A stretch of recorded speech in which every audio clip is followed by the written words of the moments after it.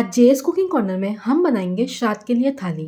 पितृपक्ष शुरू होने वाले हैं और पितृपक्ष में हम कुछ ना कुछ निमित्त पूर्वजों के लिए निकालते हैं। श्राद्ध की थाली हमने एकदम सात्विक बनाई है, इसमें लहसुन और प्याज को बिल्कुल भी यूज नहीं किया गया है। श्राद्ध की थाली में हम बनाएंगे चूरमे का लड्डू, खीरे का रायता, आलू की सब्जी, मसालेदार भरवा भिंडी, कचौड़ियाँ, गर्मा गर्म पूरियाँ और इसी के साथ हम बनाएंगे पापड़ की चूरी।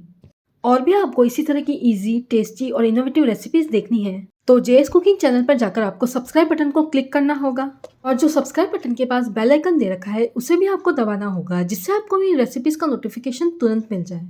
सबसे पहले हम बनाएंगे मसालेदार भरवा भिंडी। तो इसके लिए मैंने यहाँ पे भिंडी ली है 200 ग्राम और 2 से 3 हरी मिर्च ली है। भिंडी और हरी मिर्च को मैंने धोकर सूखे कपड़े से पोंछ लिया है। अब भिंडी के आगे और पीछे के हिस्से को हमें रिमूव करना है। आगे और पीछे के हिस्से को रिमूव कर इसके बीच में हमें इस तरह से कट लगा देना है ताकि हम इसके अंदर अच्छे से स्टफिंग भर पाएं।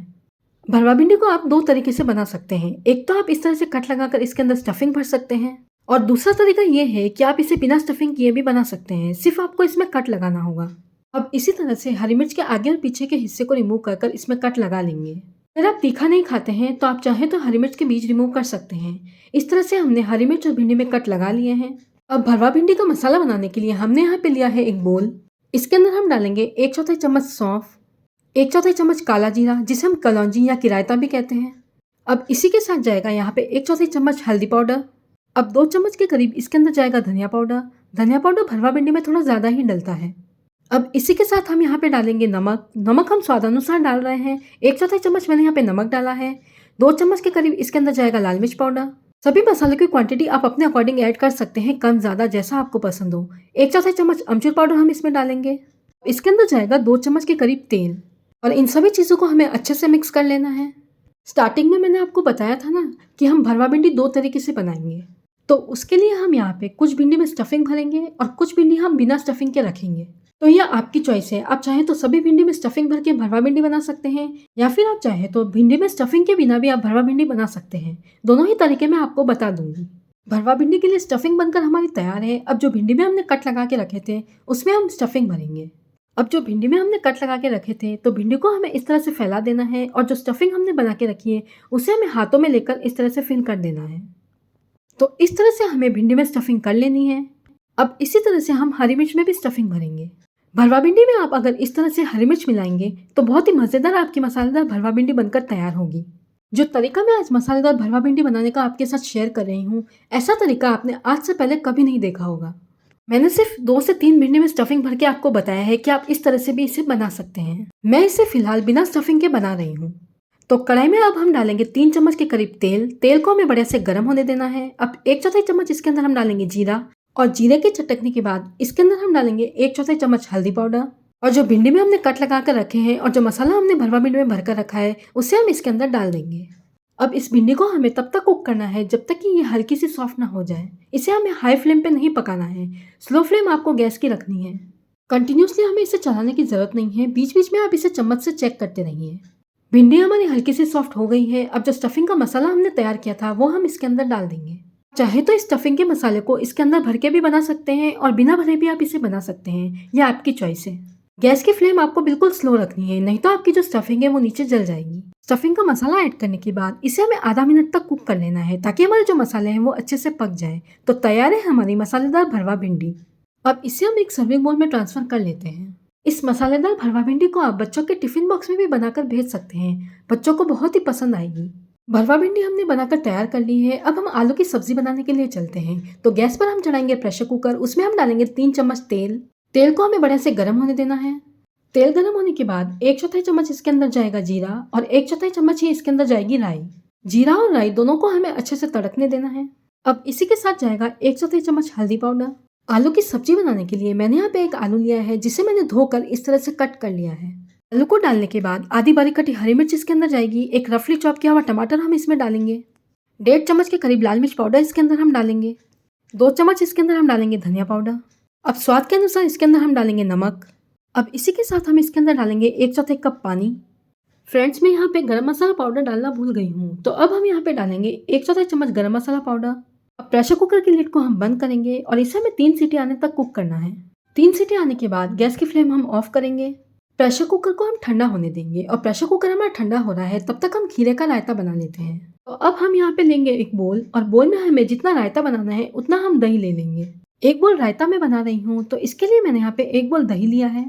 अब खीरे का रायता हम बना रहे हैं तो एक चौथाई खीरा मैंने यहाँ पे लिया है जिसे मैंने इस तरह से एकदम स्मॉल पीसेस में कट कर लिया है। खीरे को हमें इस तरह से बारीक काटना है। अब इसी के साथ हम इसमें डालेंगे हल्की सी धनिया पत्ती और थोड़ी सी बारीक कटी हरी मिर्च, जिससे खीरे के रायता का स्वाद 2 गुना बढ़ जाएगा। अब इसके अंदर जाएगा स्वाद के अनुसार नमक, थोड़ी सी लाल मिर्च पाउडर, थोड़ा सा काला नमक। मसाले आपको कम ज़्यादा जैसा पसंद है आप डाल सकते हैं। थोड़ा सा भुना हुआ जीरा हम इसमें डालेंगे। भुने हुए जीरे से बहुत ही बढ़िया फ्लेवर आता है रायते में। एक चौथाई चम्मच इसके अंदर जाएगा पुदीना पाउडर। अब सभी चीज़ों को हमें मिक्स कर लेना है ताकि हमारे मसाले रायते में अच्छे से मिक्स हो जाए। तो तैयार है हमारा खीरे का रायता। अब इसे हम फ्रिज में रख देंगे। प्रेशर कुकर भी हमारा ठंडा हो गया है आलू की सब्जी का। अब इसे हम चेक कर लेंगे। प्रेशर कुकर की लिड को ओपन करने के बाद इसे हमें चम्मच से इस तरह से हिला लेना है और इस तरह से आलू को तोड़कर हमें चेक कर लेना है। आसानी से हमारा आलू टूट रहा है, इसका मतलब हमारे आलू एकदम परफेक्टली कुक हुए हैं। तो श्राद्ध के लिए मिनटों में बनने वाली टेस्टी आलू की सब्जी बनकर हमारी तैयार है। अब हल्की सी धनिया पत्ती हम इसके ऊपर डालेंगे। अब इस टेस्टी एंड ईजी आलू की सब्जी को हम एक बोल में ट्रांसफर कर देंगे। भिंडी की सब्जी, आलू की सब्जी और खीरे का रायता बनकर हमारा तैयार है। अब हम कचौड़ी बनाने के लिए मसाला बनाएंगे। तो इसके लिए मैंने यहाँ पे लिया है मिक्सर जार। उसमें मैंने यहाँ पे डाला है 2 चम्मच के करीब साबुत धनिया, 3 से 4 लौंग और 3 से 4 इस तरह की सूखी लाल मिर्च। अगर आपके पास इस तरह की सूखी वाली लाल मिर्च नहीं है तो आप इसकी जगह पे लाल मिर्च पाउडर डाल सकते हैं। अब 1.5 चम्मच इसके अंदर हम डालेंगे अमचूर पाउडर। अमचूर पाउडर कचौड़ी के मसाले में थोड़ा ज़्यादा ही डलता है। 1 चौथाई चम्मच काला नमक हम इसमें डालेंगे। अब डालेंगे स्वाद के अनुसार नमक। आधा चम्मच गरम मसाला पाउडर इसके अंदर जाएगा। 1 चौथाई चम्मच इसके अंदर जाएगी सौंफ, इससे बहुत ही बढ़िया फ्लेवर आएगा कचौड़ी में।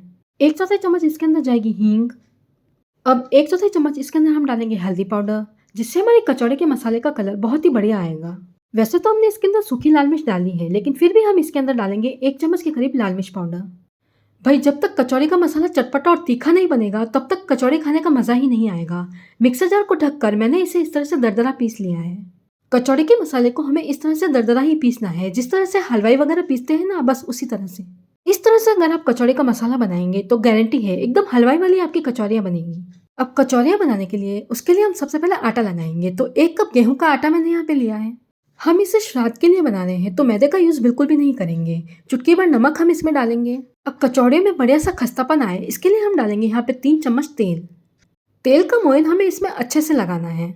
अब इसे हम करेंगे मिक्स और मिक्स करने के बाद इसे हमें चेक करना है कि हमें और तेल की रिक्वायरमेंट तो नहीं है। अब इसे आपको अच्छे से मसल कर इस तरह से मिक्स करना है जब तक कि अच्छे से इसके अंदर मोयन ना लग जाए। अच्छे से मसल कर इस तरह से आप इसमें मोयन लगाएंगे तो एकदम खस्तापन आपकी कचौरियों में आएगा। ये देखिए इस तरह से अगर आपका आटा बनने लग जाए इसका मतलब हमारा जो मोयन है एकदम परफेक्ट है। अब इसके अंदर हम डालेंगे धीरे धीरे पानी और इसका हमें आटा लगा लेना है। अब आप सोच रहे होंगे कि कचौड़ियों के लिए जो आटा हम लगाएंगे वो किस तरह से लगाएंगे। तो एकदम सॉफ्ट आटा हमें लगाना है, जिस तरह से हम रोटी बनाते हैं ना, बस उसी तरह से हमें इसका आटा लगाना है। अगर आप कचौड़ियों के लिए सख्त आटा लगा देंगे तो आपकी कचौड़ियाँ फट जाएगी और जो कचौड़ियाँ हैं आपकी वो अच्छे से बन भी नहीं पाएगी। इसलिए आपको एकदम सॉफ्ट आटा लगाकर तैयार करना है। ये देखिए इस तरह से हमें कचौड़ी बनाने के लिए आटा लगा लेना है। अब इसके ऊपर हमें एक गीला कपड़ा कर रख देना है, जिससे हमारा जो आटा है वो बिल्कुल भी सूखे ना। इससे हमें तुरंत कचौड़ियाँ नहीं बनानी है। इस आटे को हमें लगभग 5 से 10 मिनट के लिए रेस्ट करने के लिए रखना है। अब कचौड़ी के लिए जो मैंने आटा लगाया था उसे मैंने एक बोल में ट्रांसफर कर दिया है। अब इसी बोल में हम पुरिया बनाने के लिए आटा लगाएंगे। तो मैंने यहाँ पे लिया है 1 बोल गेहूं का आटा, चुटकी भर नमक और धीरे धीरे पानी डालकर इसका हमें आटा लगा लेना है। पूरी बनाने के लिए जो आटा हम लगाएंगे वो थोड़ा सख्त लगाएंगे। रोटी बनाने के आटे से थोड़ा सा सख्त हमें इसे लगाना है। इससे आपकी पूरियाँ एकदम फुली फुली और क्रिस्पी बनेगी। पूरी बनाने के लिए आटा हमारा बनकर तैयार है। अभी मैं इसे तुरंत नहीं बनाऊंगी, लेकिन इसकी लोई तोड़कर इसका पेड़ा बनाकर मैं तैयार कर लूंगी। इन पूरियों को हम सबसे लास्ट में तलेंगे ताकि हम जब थाली परोसें तो एकदम गर्मा गर्म पूरियाँ हम उनमें सर्व करें।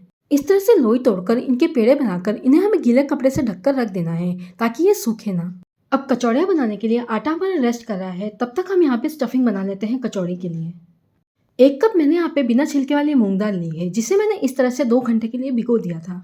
कम से कम आपको इसे 2 घंटे तो भिगोना है, जिससे आपकी जो दाल है वो फूल जाएगी। दाल को भिगोने के बाद इसका पानी आपको अच्छे से रिमूव कर देना है और पानी को रिमूव करने के बाद इसे आपको मिक्सर जार में डालकर पीस लेना है। इसे आपको दरदरा पीसना है। अब स्टफिंग बनाने के लिए कढ़ाई में हम डालेंगे 3 चम्मच के करीब तेल। तेल को हम करेंगे बढ़िया से गर्म। अब जो भीगी हुई मूंग दाल हमने पीस कर रखी थी दरदरी, उसे हम इसके अंदर डालेंगे।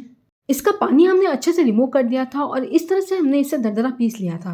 अगर आप मूंग दाल का पानी रिमूव कर कर इसे 5 मिनट के लिए पंखे के नीचे सुखाएंगे तो आप इन कचौड़ियों को लगभग 5 से 6 दिन तक खा सकते हैं। अब हल्का सा हम इसे सेक लेंगे ताकि हमारी जो स्टफिंग है वो लंबे समय तक चल सके। गैस की फ्लेम आपको स्लो रखनी है, नहीं तो आपकी जो मूंग दाल है वो नीचे चिपक जाएगी। इस तरह से आपको इसे दबा दबा कर सेक लेना है ताकि ये अच्छे से सीख जाए। कोई भी स्पेसिफिक बर्तन मैंने इसे सेकने के लिए नहीं लिया है, स्टील की कढ़ाई में ही हम इसे सेक रहे हैं। 1 मिनट तक इस तरह से सेकने के बाद जो कचौड़ी के लिए हमने मसाला बनाकर रखा था उसे हम इसमें डालेंगे और इन सभी चीज़ों को हमें मिक्स कर लेना है ताकि हमारी जो कचौड़ी का मसाला है वो एकदम अच्छे से इसके अंदर मिक्स हो जाए। इस प्रोसेस से अगर आप कचौड़ियाँ बनाएंगे तो एकदम हलवाई जैसी आपकी कचौड़ियाँ बनेगी। कचौड़ियाँ हम श्राद्ध के लिए बना रहे हैं, इसलिए मैंने इसके अंदर मूंग दाल का यूज़ किया है। हम पितरों के लिए बना रहे हैं, इसलिए उड़द दाल का यूज़ इसके अंदर नहीं किया है। कचौरी के लिए स्टफिंग बनकर हमारी तैयार है। अब इसे हमें ठंडा होने देना है। ठंडा होने के बाद हम इसकी बॉल्स बनाएंगे। स्टफिंग हमारी ठंडी हो गई है, अब इसकी हम बॉल्स बनाएंगे।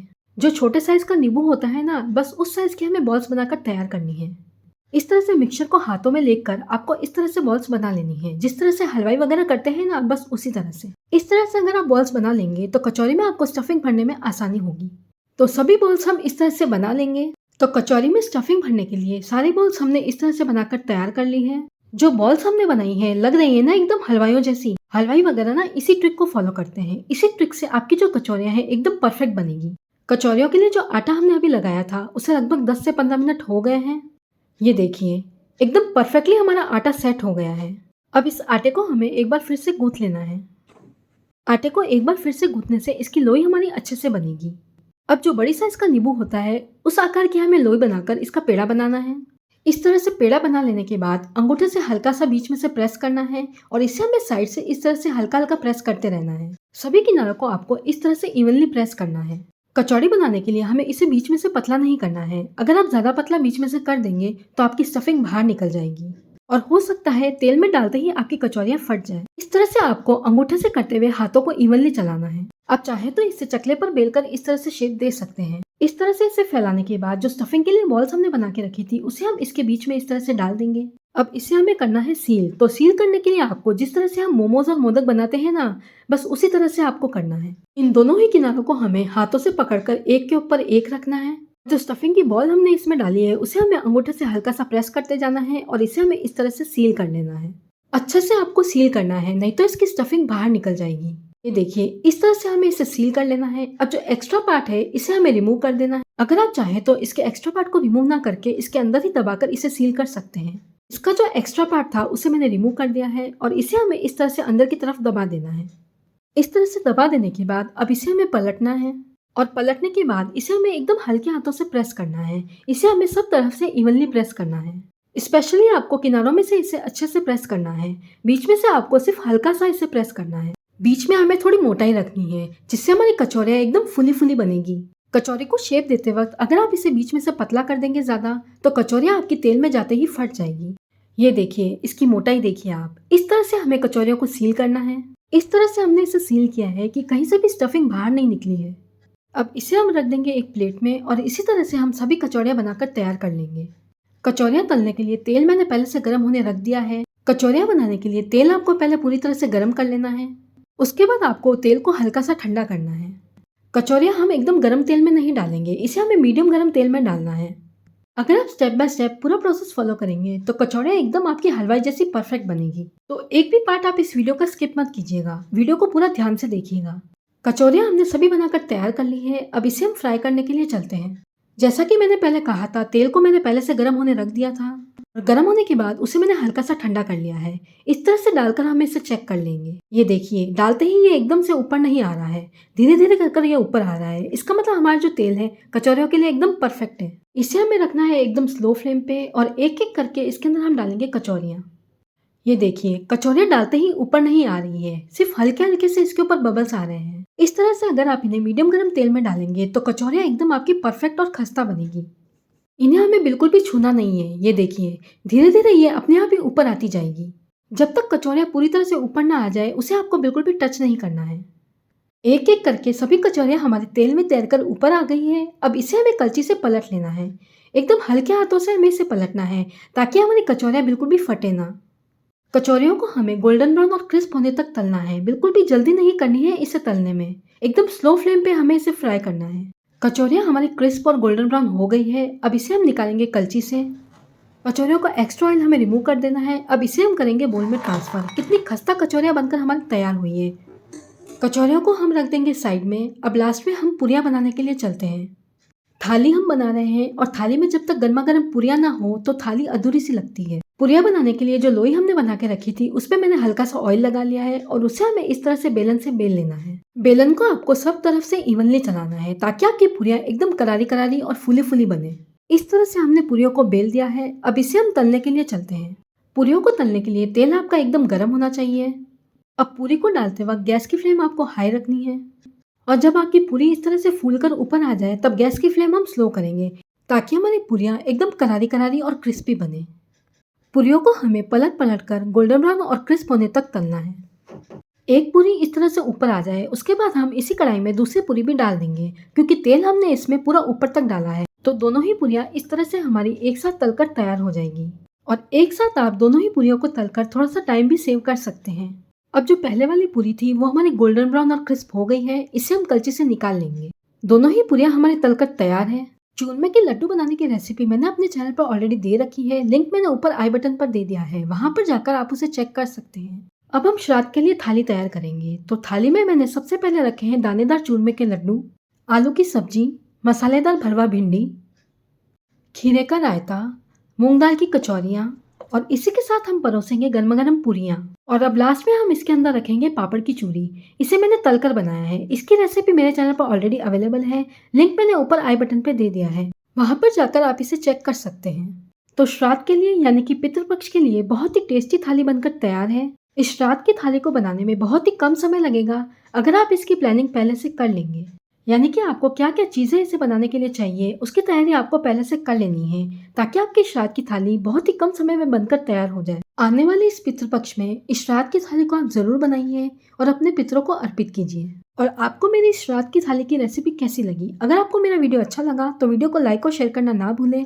मिलते हैं अगले वीडियो में इसी तरह की इजी, टेस्टी और इनोवेटिव रेसिपीज के साथ। तब तक के लिए bye friends, have a nice day.